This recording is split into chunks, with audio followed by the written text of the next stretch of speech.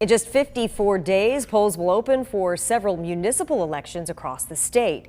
More than a month out, and these elections are already proving to be crucial. WVTM 13's Jarvis Robertson breaks down what we know so far. Just how high are the stakes headed into August? Well, Guy, with any election, the stakes are high. For Birmingham, this is another opportunity for voters to completely transform city government. Now, the deadline for those interested to run for municipal office was yesterday. 21 people have thrown their names in the hat for a city council seat, and 5 people running to become the next mayor of the Magic City. I spoke to community organizer and political commentator Dee Reed about the landscape of this upcoming election and what people are concerned about. Public safety is a hot topic many across many neighborhoods are talking about.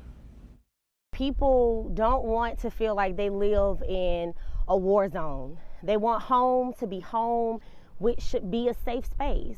And they recognize that policing is one aspect of the solution, but it's not the only part, right? And so they are really looking for candidates to provide solutions that are community centered. Now, Reed says more people are paying attention to the campaign trail and starting to ask more questions. As for the election, or as the election draws near, people want to know if their candidate will be able to get over the different hurdles that comes with the job.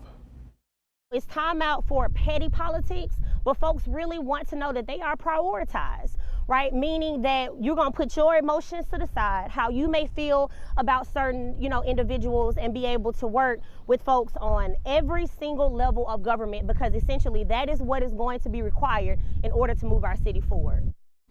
Now, historically, municipal elections have low voter turnout. Encouraging more people to participate in the process can be heavily tied to what the prospects are and what the candidates are saying.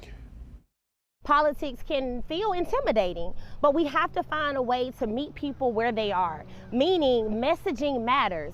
We can't talk over people's head.